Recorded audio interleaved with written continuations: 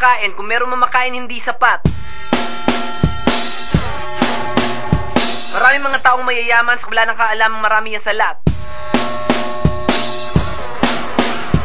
Maraming mga taong sagana, meron namang ibang walang pagkain sa lamesa.